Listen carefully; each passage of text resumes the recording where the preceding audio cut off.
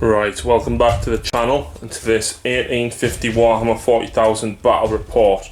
Today it is Blood Angels leading an alpha strike against Manufactorum Solundus that the Dark Eldar have chased away from, and they are aiming to take back the Manufactorum. There's lots of high rising pillars, very uniformed view across the board. We've got a few bits of ruins and some set up outposts. Lots of sewage and waste pipes, storage barrels spread all the way across the facility, and some containers with supplies and things in. So we will be fighting over 6 objectives. Down here on this little outpost we've got an ammo dump. Across here we've got objective number 6. It's going to be a refractor field. We've got some scrap just laid in the middle of the road. We've got a teleport home here that's being left by the guards as they were running away. We've got some fuel, and we've got a Voxcom with the precious distress signal that the Blood Angels have picked up on. So today's mat is supplied by urbanmats.com. Please go and check them out. The view down the streets, entirely desolate, as the guards have ran for their lives, chased away and ripped from the Manufactorum by the Dark Eldar. In the centre of the long streets there is a pillar, the light that keeps the Manufactorum alive and kicking when the sun goes down, and nobody is seen.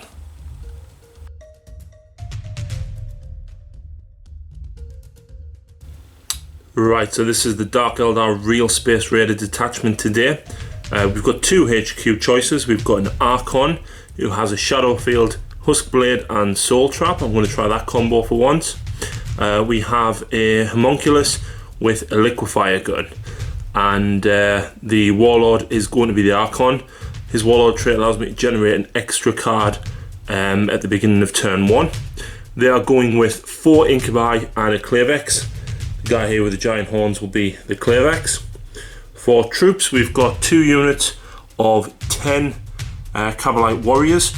I'm trying the blaster combos out again to see whether or not I feel like they work. So each squad of them has a blaster. They are riding in 2 Raiders with Night Shields and Splinter Axe. For fast attack, we've got a unit of 6 and a unit of 3 Reavers. I've upgraded both units with an Arena Champion. The unit of 6 has 2 Cluster Caltrops, and the unit of 3 has a Cluster Caltrop. Other fast attack, we've got the Razor Wing with 2 Dark Lancers, Splinter Cannon and Night Shields. Moving across, actually, just to note as well, the Incubi do have a dedicated transport of a Raider with Night Shields. For the last fast attack, we have a unit of 5 Scourge with 4 Haywire Blasters. Heavy support, we have a Ravager with 3 Dark Lancers and Night Shields, and the Reaper with Night Shields. The last selection is the Scalpel Squadron from the Covens formation. Both Venoms have dual Splinter Cannons, and each of the rack units have an Ossa Factor, which is the way I normally run them, but I've decided to pay the points and upgrade the to an Akathist and give them a Liquefier gun each. So there we go, that is the Dark Eldar force taking on the Blood Angels today.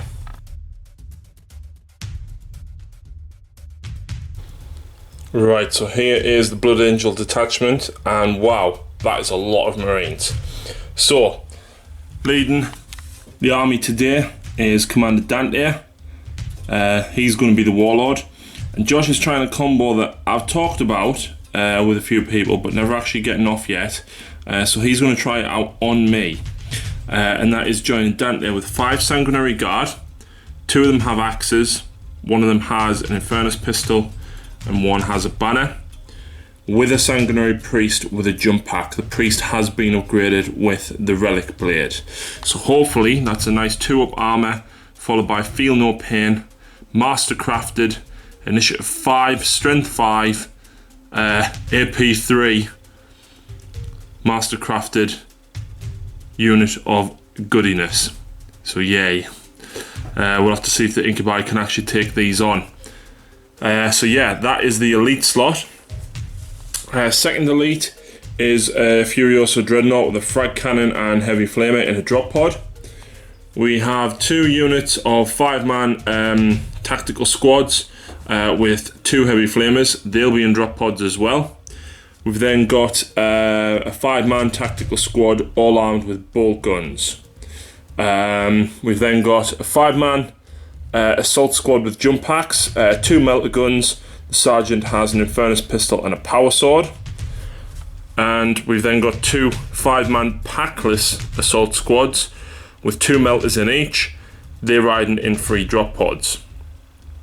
For heavy support, we've got a Baal Predator with heavy bolter sponsons, twin-linked assault cannon, storm bolter, overcharged engines, and a dozer blade. Josh never runs without a dozer blade. And then we've got the Vindicator with Seed Shield, Storm Bolter, and overcharged engines. God loves a fast Vindicator. And then finally, heavy support, back to the way Josh runs them, with the Hurricane Bolters, twin-linked assault cannon, and multi-melter on the front. So that is the Blood Angel force today. It's going to be nasty. Let's see what happens.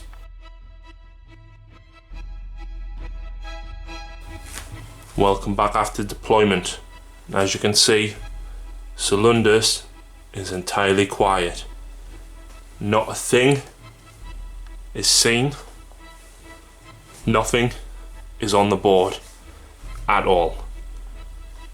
Both the Blood Angels and the Dark Eldar have pulled a null deployment. Blood Angels won the roll-off and have elected to go first, which is brilliant news for us.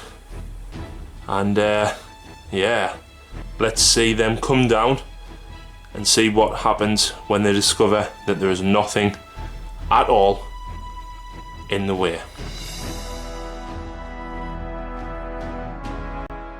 Alright, so Josh has drew Secure Objective 3, Decapitate and Strike, and Swift Advance. I've nominated Objective 4 and 5 as one on my side of the board. So let's have a look at what movement he's done. 3 pods coming down with drop pod assault. The drop pod with the frag cannon dreadnought in, scattered back 4 inches. And like I said, I want them as close to my table edge as I can to start dealing the damage. Over here, this pod scattered back 10 inches. Inertial guidance saved it and allowed Josh to get in onto this objective. And that pod there scattered back about 10 inches as well, but the Marines are getting out. So Josh does score Objective 3. He does secure Objective 4 and 5 for D3 victory points as well. So straight away, that's at least 2. There's the D3 and it's totally lost under there. Yeah. For 1 point, so that's 2 points to Josh. Right, so I've drew Supremacy, Secure Objective 2, and no prisoners. Right, so the only thing coming for me is the Scalper Squadron. So I've just done the deep strike moves. I think I'm going to disembark these ones here, sideways, to try and get this objective here. And hopefully if I can get rid of some of these Marines. The drop pod isn't within 3 inches, so I should be able to get that one, which will score me with that objective there. Down here, I've got direct hit with the other Venom, and my only hope really is to blow enough of them ones off there that Josh only secures 1 and I secure 2.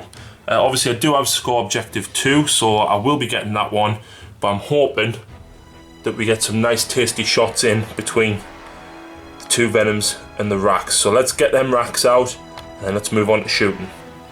Right, so the plan down here with the racks disembarking is to hopefully grab this objective and hopefully between the Venom, the Ossifactor and the Liquefier gun do enough damage to blow these off here so I can still secure this. So the Venom that came screeching in down here took aim at the Marines, and between the Ossifactor blowing one of them apart and the Spears killing another one, the crew with the splinter cannons took aim and levelled the Marines. Down here, the Raks took aim with the liquefier gun, hot molten acid, not quite powerful enough to go through the armour, managed to get a couple of wounds and bring one of them down. The Ossifactor took aim and blew one of the Marines apart as well, and the gunners in this Venom also took aim and managed to bring down 2 of the Marines. The sergeant passed a lookout, sir. One of his comrades dived in front of him to protect him at the last minute, and he's absolutely fearing for his life. He's ran 12 inches all the way back. Little does he know there's another Venom just round the corner from him. Right, so points, I actually do score supremacy as I hold 2 objectives and Josh only holds the 1. I do secure objective 2 and I do score no prisoners. I only destroyed a single unit though, so that's only 1 point. So straight away, that's 2 plus D3 for supremacy. Oh, no way. 3 points. Plus the Raks, the Scout Squadron has a special rule for D3 for first blood. For 1 point, so that's 3, 4, 5 points for the Dark Eldar. Come on, we can do this. Alright, so Josh has drew Scour the Skies and secure objective 5 twice, and all of his reserves are coming on. Alright, so here we go. The Vindicator is spun into action. For lack of targets, he's just keeping himself back, looking to hopefully start shooting at the Dark Eldar as they arrive. The Storm Raven with the tactical squad has come hurtling in, looking to bank and come over here and try and blow this Venom up. As you can see, one of the melter pods has landed. We'll have to see whether the melter guns pop the Venom or whether it'll be the Storm Raven. And will the Raks then go down to fire from the Baal Predator? He's moved into position. He's come arriving from the outskirts of the Manufactorum, looking to start blasting apart some filthy elf. The Tactical Sergeant has rallied and moved on to Objective 3. The Assault Marines are daring and they've landed directly right in the centre of the Manufactorum where the beacon is, looking to scout out what's going on and hopefully blow some shit up. The Dreadnought moving sideways slightly just to try and get a cover safe from the pod. Josh wants to try and keep him alive so he can use the heavy flamer and the frag cannon to purge some of the Xenos scum. Commander Dante has landed near his Assault Marine brethren with his Sanguinary Guard, and the other pod scattered slightly and just came hurtling in, scraping the side of this Manufactorum, and the Assault Marines jumping out here looking to hopefully purge some of these creations that we have made. So let's move on to the shooting phase and see what damage Josh is going to do. I'm expecting the Venoms and the Raks to be blown apart. So here we go. There has been devastation and explosions throughout the Manufactorum. The Assault Marines that came out of this pod blew this Venom up with their melter guns, and just as the Raks were climbing out of the wreckage, the Baal Predator took aim through the gaps and blew them apart. Meanwhile, down here, despite shot after shot coming in, the Raks and the Venom stand. We've managed to survive. The Venom is on 1 hull point. It is jinking because of the melters and the missiles from the Storm Raven that came in. We lost 2 Raks from the Stormbolter fire and the drop pods here.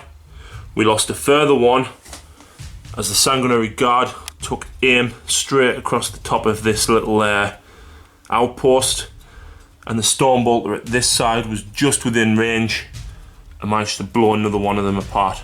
So there is 2 Raks left. In the middle, the Assault Marines are just looking around. They thought there'd be more to fight, but never mind. So let's have a look at Josh's points.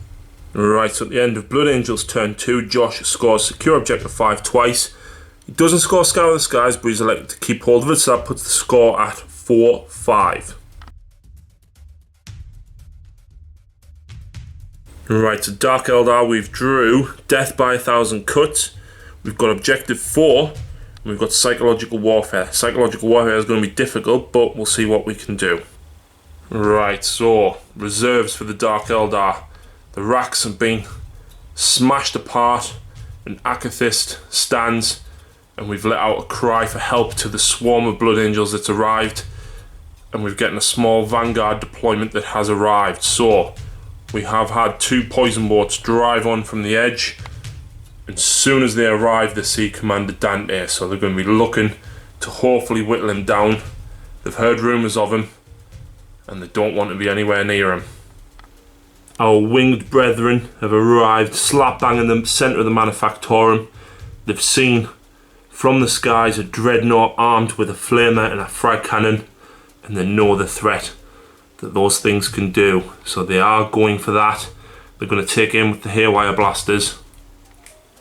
We had 3 out of the 9 Reavers arrive, and they're going to be skirting up this side of the board. The reason I'm doing this is so that we can keep out of the way of the main fight for the moment. They are fragile, but hopefully if we stay out of the way we can draw Josh over that side of the board, keeping these safe to then snag some objectives over this side maybe.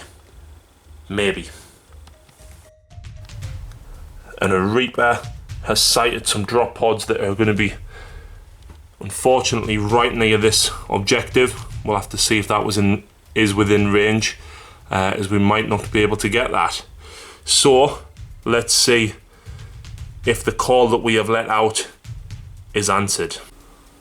As the Scourge came in, they took aim with the haywire blasters, got 4 hits, and managed to glance the armour of Brother Korax, and unfortunately he fell.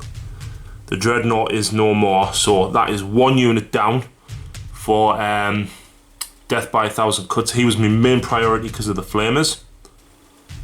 This nasty Death Star unit had to be, well, at least brought down a little bit. I've managed to kill 3 of them. I know what damage that's going to be able to do, so I wanted to try and whittle them down. And if I killed 1 or 2, that was another casualty towards death by 1,000 cuts as well. So both disintegrator cannons from these raiders, both the blasters, and all of the poison shots from inside whittled off the armour, and despite feel no pain and cover saves from the ramparts, unfortunately 3 of them were brought down, so these are going to need a leadership test. The Reaper took aim at the drop pod with its focus beam, managed to get a hit, and managed to cause 2 glances on the black drop pod that was securing objective 4. As a result of that, the racks and the snapshooting venom took aim at the Melter Marines that did the damage to them last turn, and managed to bring down 3 of them. So that was me 3 points towards death by 1,000 cuts. I want to try and secure objective 4 if I could blow this off there, but I think seeing as I haven't been able to blow it up, I do need to be able to keep those Melter Marines from firing, so I am going to be charging the racks in at them. Right, so going into the assault phase, we really need to tie these Melter Marines up here. The Reaper needs to get rid of this pod so I can start to secure objective 4 again from next turn. We're going to be taking a pounding, I reckon, from Dante and the Assault Marines. Between them, there's 5 melters. Not pretty at all. And the Reavers I'm going to leave at this side of the board. He's either going to have to divert the Storm Raven or the Vindicator at them to get rid of them. The Scourge, although I've left them in the middle there, they are a big target.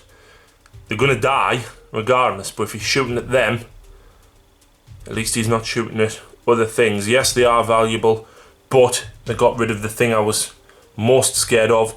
If any happen to survive at all, then hopefully we can do some damage to this Storm Raven or possibly the Vindicator. So let's go into the assault phase and see if we can do any damage. Right, so down here for the morale check, Josh was sweating. He rolled an 11 for Dante's morale check. However, the banner, thank God it's still alive, it would have been the next model to die, managed to re-roll to an 8, so Dante is staying. I was praying to God he would run, but never mind. In the assault phase over here, the racks went screaming in, and unfortunately we didn't do any wounds, but we are holding them up. We are going to be clawing at the armour with our tools to try and bring these two Marines down. So let's have a look at the points at the end of Dark Eldar turn 2. Alright, so I do score death by 1,000 cuts. I don't score objective 4, but I reckon I've got a reasonable chance of being able to get it next turn. Psychological warfare is going to be pretty hard, so I think I'm not going to keep that one. I think I'll discard that, so that gives me 6 points to Josh's 4. Right, so turn 3, Blood Angels have drew secure objective 2. They've still got Scour the Skies, and Josh has drew secure objective 6. So let's have a look at what he's going to do. So the Storm Raven has pulled forward 6 to lend fire to hopefully blow that raider up, empower the Machine Spirit, maybe get rid of some of the Reavers here. The Tactical Marines have jumped out from that angle. They're only going to be able to see one of the Reavers. The Reavers just hiding for cover. Hopefully we'll hold back, maybe take them out if we need to next turn. The Vindicator has smashed through the outpost here, over objective 1 over all the ammo, and he's going to drop his nice big shell right on them tasty Scourge there. I'm praying that we roll some 6s for our invons. The Assault Marines have come sideways as well, looking to lend the Melter Fire to at least insta-give them for the Feel No Pain. The Baal Predator is pushed forward. The drop pod is still secure in objective 2, so Josh is going to score that, but the Baal Predator can see straight across here at the Reaper. We are getting a cover save from there, plus the Night Shields.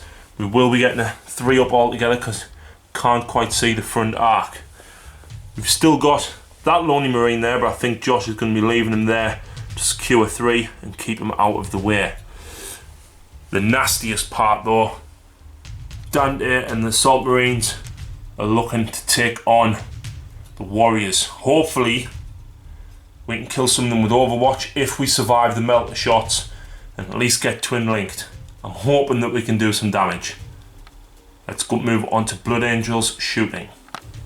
Looking down the street, it's absolutely manic. There's drop pods all over, things are bursting up in flames, there's explosions left, right and centre.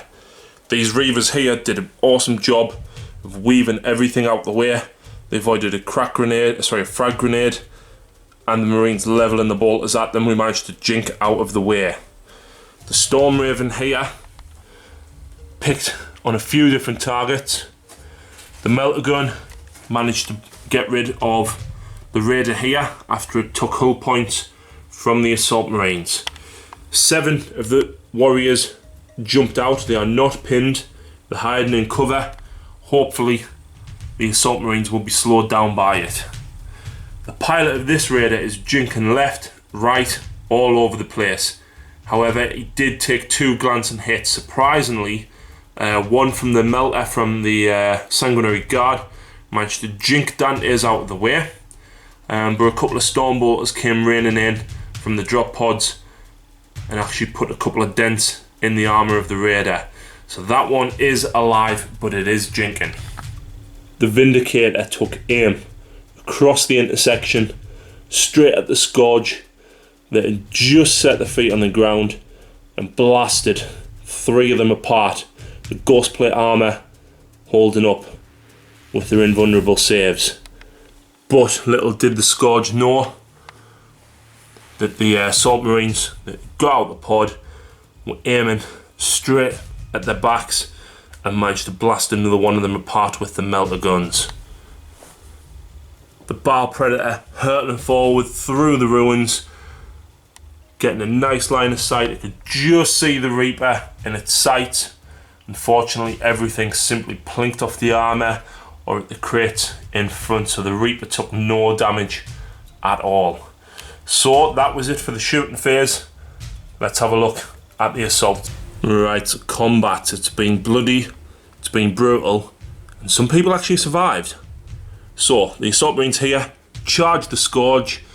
She didn't quite have time to whip a gun round and didn't get a hit with Overwatch. Thankfully the Marines didn't quite make the charge, unfortunately. Over here on the outskirts, The Rax actually managed to kill one of the Marines. He failed his leadership check and ran. Unfortunately, we couldn't catch him and tie him up, so I'm hoping that between the liquefier gun and possibly charging him next turn, we might be able to get rid of him as well.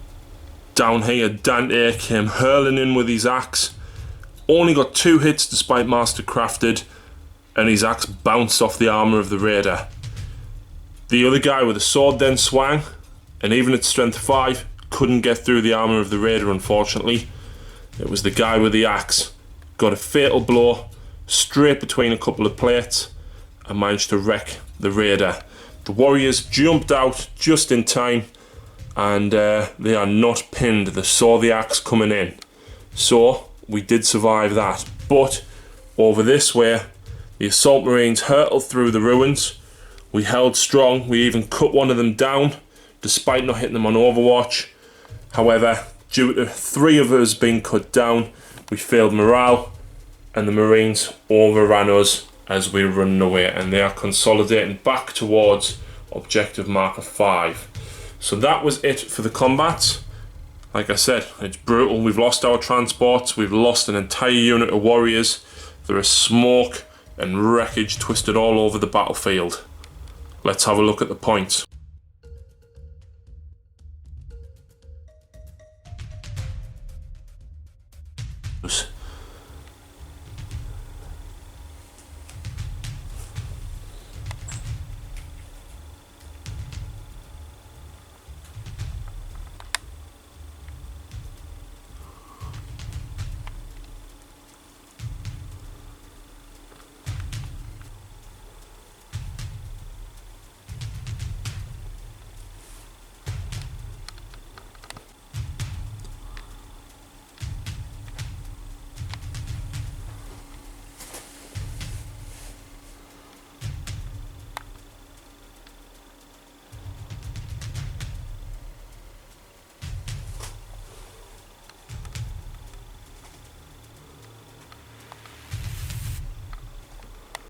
So, the Blood Angels have dealt a massive blow to the Dark Eldar. We need our reserves to arrive, and we need to come back with a vengeance.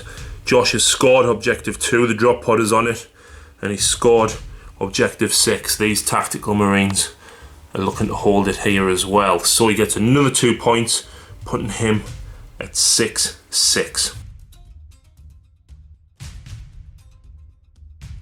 Right, so we've drew secure objective 4, overwhelming firepower, and secure 6. So the Blood Angels scored 4 and 6. We need to take them back. So let's have a look and see if our cry for reserves has been answered. Right, so the Reavers are looking to try and take objective 6 back from these tactical Marines. They are jinking, but they're going to be charging and inflicting some, hopefully, cluster caltrops. Was hoping the other Reavers would arrive and give them support and fire from this side, but unfortunately they were the only unit that didn't arrive. The Razor Wingers came screeching in. It's seen the Storm Raven in its sights, and I've got a really big debate here. Do I shoot the Lancers at it and 2 missiles? Hopefully the missiles will scatter onto the Marines and help kill some of them for the Reavers to take them out. Do I shoot all 6 missiles? 2 Lancers, 1 Lance and 3 missiles? I don't know. We'll have to have a look at that when we get to it, see how the rest of the shooting phase goes. The Scourge that was in the middle of the interchange has pulled sideways. I'm hoping I can get the last glance on that drop pod, which will then secure me objective 4. Still need to move that Venom actually. The Ravager has come on, and what we've done is we've lined up in such a way that the Reaper can get a bead in on the Baal Predator or the Vindicator straight across the street, depending again how shooting goes. If the Scourge can take on that drop pod, I'm then going to shoot the Ravager straight at the Baal Predator, and then if that does go, the Reaper has then got free reign on the Vindicator. But it's got to happen in order. The Scourge has to kill that drop pod. If not, then the Ravager will go for it, and then the Reaper will only go for the Vindicator if the Ravager blows up the Baal Predator. So it's tricky, but that is the plan. and the Archon's unit has arrived here with the incubi in, and I still need to move these warriors actually. So yeah, we'll hopefully pepper these guys with some shots and hopefully do some damage. So let's move them warriors and that venom and then move on to shooting. Well, the plan didn't quite work. The Ossifactor, sorry, the liquefier gun got AP1 but failed to wound. So these guys are going to be charging the Marine over here. This pod went up in a cloud of smoke thanks to the Scourge over this side. The Venom didn't jink last turn. It is on one hull point though. Shot everything it had into these Marines here, and despite getting 4 wounds, all armor saves were made. Really need to start making a dent into these Blood Angels. So the Ravager leveled these Lancers, got 2 hits, and didn't even get a single glance on the Baal Predator. The Reaper then leveled its cannon straight across the crates here and managed to get 2 glances on it. I did get 3 for the D3 and unfortunately rolled a 1. So I've now got a pissed off Baal Predator and a Vindicator that's going to move 12 and be within range. Yeah, this isn't going to go to plan next turn. Down here, we spread out the warriors in the hopes of stopping Dante perhaps from charging. From inside, the Archon shot his Splinter Pistol, the Disintegrator Cannon, and all the warriors rapid fired, and the Blaster into the Sanguinary Guard unit here. The Blaster would have killed the Sanguinary Priest after the Disintegrator Cannon killed the Guard, but Dante looked out Sarah and then passed his in run. Unfortunately, the other guy went down due to the lookout sirs and simply couldn't take the amount of wounds. He did only fail 2 saves and passed a single feel no pain. The priest had to take 2 of them but passed both of his armor saves. So this went well. The rest of it not so much. Down here I elected to shoot 1 lance at full ballistic skill and snap shoot the other one, and 3 missiles at full ballistic skill at the Raven, just on the side there, trying to get hits on the Marines. I did manage to get 8 hits on the Marines, but unfortunately only 1 failed their armor save. The missiles didn't catch the side armor of the Storm Raven, and the lance failed to go through as well. So the Reavers then tried, and because they were jinking, unfortunately I did get 2 hits, but failed to wound. So these Marines don't need a leadership check. I'm hoping to God that I can at least chase them off objective 6. Yeah, let's move into the assault phase. Right, down here, the Reavers hurtled towards the Marines. They levelled the bolters and unloaded lead into the bikers, but unfortunately didn't get any hits. The Reavers weaving left, right and centre. The arena champion with his Caltrop managed to bring 2 of them down with a single rend and a failed armour save. The other 2 brought 1 down with a Hammer of Wrath, but unfortunately their attacks themselves just bounced off the power armour of the Marine. The Marine hit back but failed to wound the Reavers. He did fail his leadership and ran, but Reavers being initiative 6, we managed to catch him and lock him up in combat. I was hoping he would run so I could score objective 6. I don't, but never mind, I will get that next turn. Meanwhile, at this side of the board, the Racks managed to cut down the Marine, hacking and slashing with their Rack tools, and finally getting through his armour. So at the end of turn 3, there is devastation through the Manufactorum. Explosions left, right and centre. Marines are strewn all over the place. The Eldar holding themselves in one corner of the map pretty much. So let's move on to Blood Angels, turn 4. Right, so I score secure objective 4, and I did score with 1 on firepower, puts the Dark Eldar at 8 points to Josh's 6. So the Dark Eldar only just leading. Let's have a look at Blood Angels, turn 4. Right, so Josh has drew Noble Self-Sacrifice, Scour the Skies, and Objective 2. So after movement, as you can see, there is wreckages left, right, centre, explosions all over the table, The factory is going up in smoke. Let's have a look at what Josh has moved about. Right, so the Storm Raven is staying in hover mode. It's going to be unloading the assault cannons, both Hurricane Balls and the multi-melter at the Razor Wing in hopes of bringing it down. The fast Vindicator is pulled forward and he is within range of the Reaper over there. These Assault Marines looking just through there to take out that Scourge. And the Battle Predator and this Marine just moving forward. The Battle Predator going on a suicide mission to maybe either take out the Venom or the Reaper at this side. Meanwhile, Dante has sighted the Archon. He wants a piece of him. He jumped over the top of his radar. The Archon looked up and Dante has come hurtling down behind it, ready for a fierce charge. The Assault Marines are lending a hand to hopefully pop the radar so that Dante can then charge the Archon and all of his incubi. Let's see what Josh does. Alright, so in the shooting phase, the Storm Raven levelled all of its guns up at the Razor Wing. The Razor Wing pilot dodging left and right, and unfortunately Josh didn't do any damage to the Razor Wing. The Razor Wing has escaped unscathed. Over here in the centre plaza, the Scourge was smashed to bits from the melter guns from the Assault Marines. They levelled straight through the containers and managed to singe both of her wings and melt her to the ground. The Vindicator took aim across the plaza, as did the Battle Predator, looking to take out the Reaper. The Reaper jinked everything left, right, swerving in and out of the containers at that side and took no damage. The Venom here also took fire from all of the drop pods that were around it and no damage was done. Meanwhile, the pilot of this raider needs promoting. Crack grenade, 2 Infernus pistols and 2 melter guns jinked every single one of them. So Dante is going to be charging the raider, but it looks as though Dante might actually end up eating a charge from the Incubi.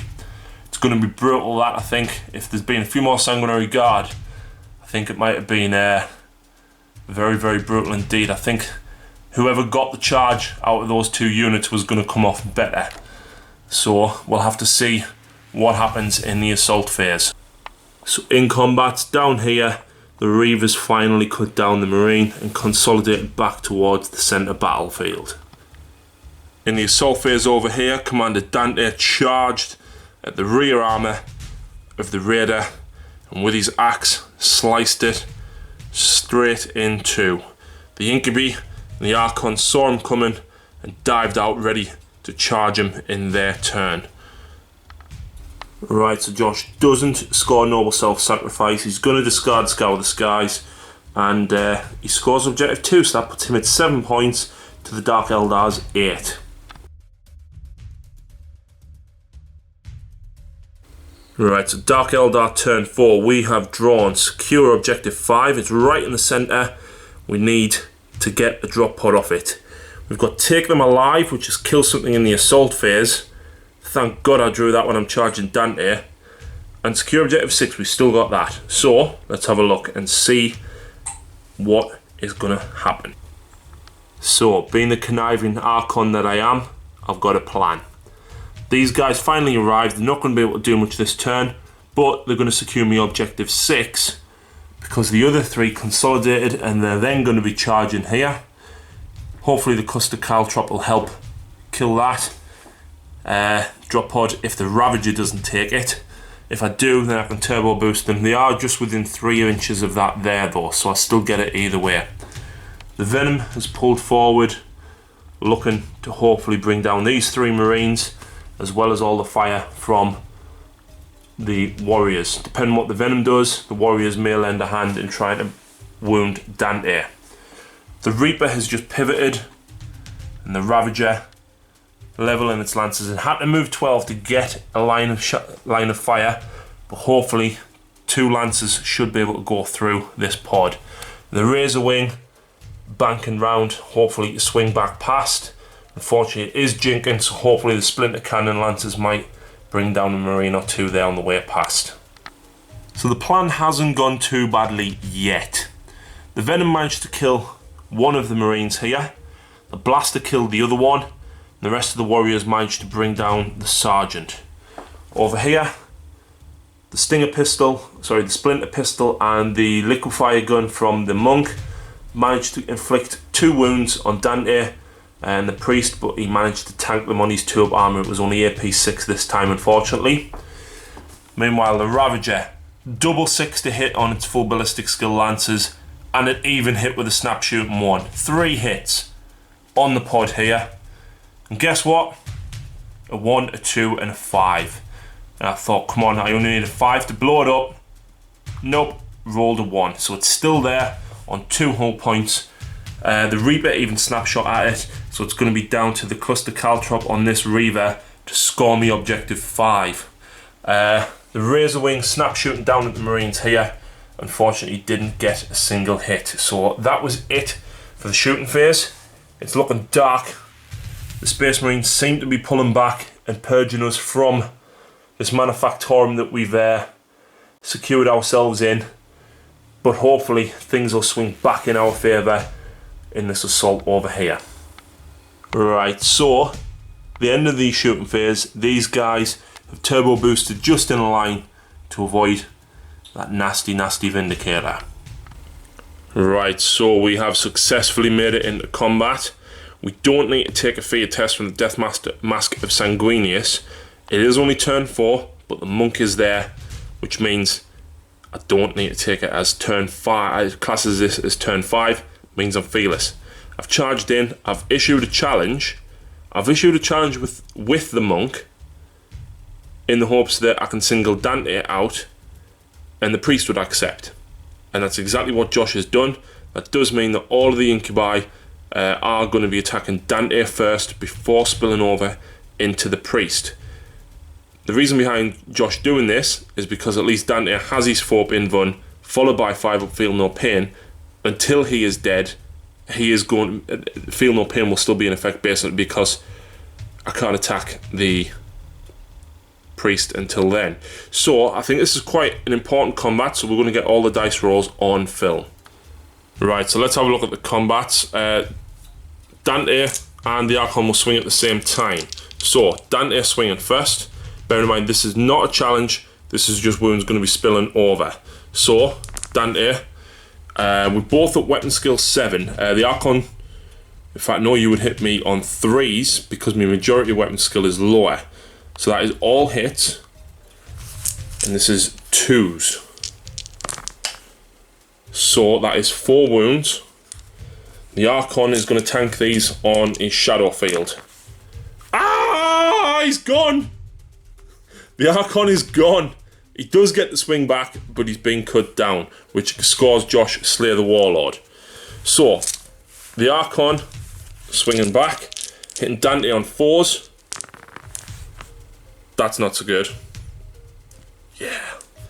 Wounding on 4s because I have Furious Charge. No wounds. So the Archon has done nothing against Dante. Never mind. Next would be the Clavex. Clavexes have 3 attacks. Yeah, sorry, so he only has 4 because he doesn't get 1 for charging. It's a 2 weapons, it's a 2-handed weapon. So, I'm hitting Dante on 4s. Balls. Wounding on 3s. That's a wound. 4-pin run. Nope, feel no pain. Takes a wound. So Dante is down to 3 wounds. And that's the Clavex attack. At the next initiative, step 5, we've then got the 4 incubi with 3 attacks each. That's 2 base, 2, 4, 6, 8, and 1 each extra for charging. So these are hitting Dante on 4s. That's not too bad. Could have been a bit better. And I'm wounding on 3s. So that was 1, 2, 3, 4, 5. 4-pin run. 1, 2. He made 2, so he's lost 3 wounds there.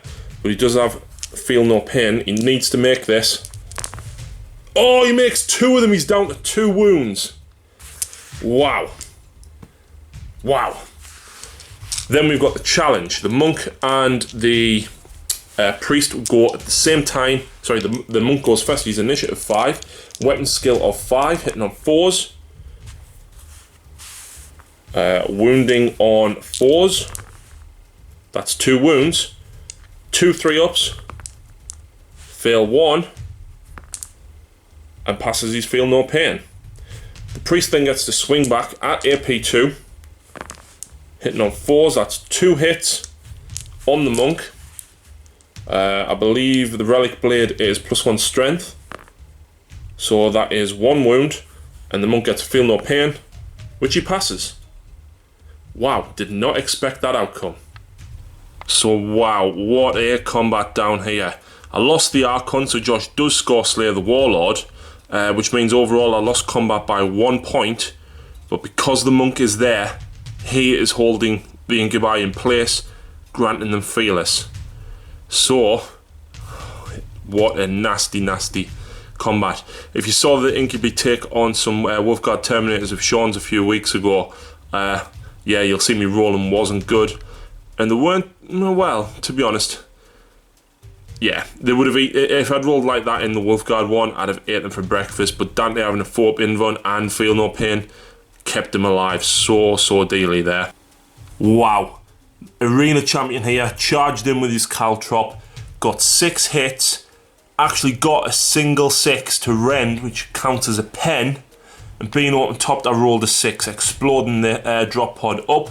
Unfortunately, I did lose one of the Reavers in the explosion, but they passed the morale check, and they are just within 3 inches of objective 5. So that actually scores me kill something in the assault phase and objective 5. And these guys score me objective 6. So that puts me at 11 points to Josh's 8.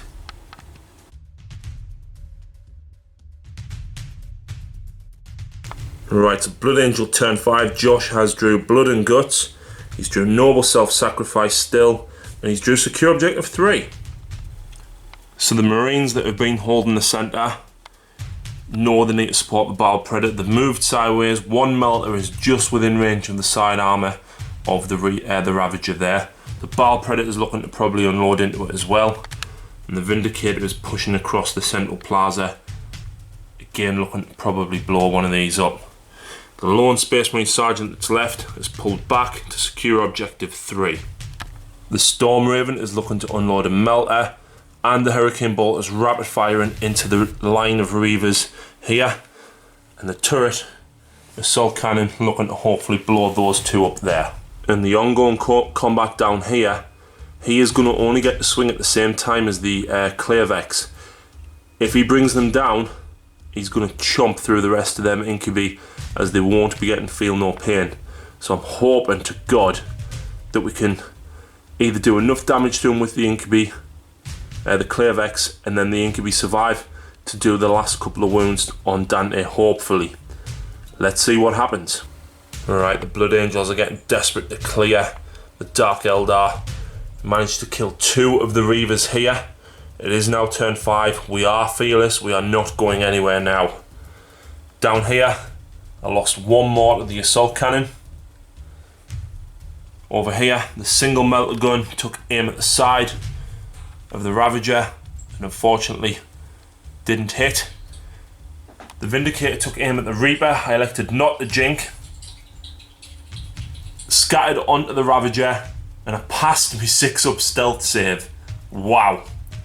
I then took fire from the Battle Predator again and managed to get a single glance with the Heavy Bolter. Storm Bolter also shot at its rear and unfortunately didn't do any damage either. So that is the end of the shooting, and Josh asked me where they were. Totally forgot about them last turn. Never mind, we'll have to see if we can do something, because if I'd killed that Sergeant, he wouldn't have scored Objective 3. But never mind, let's move on to the brutal assault over here. Right, so let's get this brutal combat on film again. Dante and the Clearvex are going to swing at initiative 6. So Dante hitting the Clearvex on 3s. Oh, only 2 hits out of 5. Mastercrafted gets another hit. He's wounding, well, killing on 2s because toughness 3, strength 6. Don't let me feel no pain. That's 3 dead. So the Clearvex is dead, but he does get the swing. So I'm hitting Dante on 4s. 1 hit. Wounding on 4s now because of lack of furious charge. There's a wound. 4-pin run. He passes it. And he also kills 2 of the incubi as well, which means I've now only got 4 attacks back from the incubi. 3 hits. 2 wounds. 4-pin run. Oh, he fails them. Feel no pain. No, Dante has been brought down. He has been brought down. Wow. Brutal stuff. So, there's 2 incubi left and the monk. The monk gets 4 attacks at the sanguinary priest, hitting him on 4s. That is 3. Wounding on 5s because I don't have furious charge. That's 2 wounds. 2 armor saves on the priest. Oh. Feel no pain. Wow. Did not expect that. And the priest doesn't get the swing because he was at initiative 4. Wow. So I score Slay the Warlord and Josh scores Noble Self-Sacrifice. Brutal, brutal stuff. So brutal stuff down here in the combat. The incubi that are left standing and the homunculus consolidating back towards the centre of the board. We are holding this corner strong. The Blood Angels seem to be advancing quite far up into the centre of the board. So Josh does score Noble Self-Sacrifice and I score Slay the Warlord. He also scores Secure Objective 3.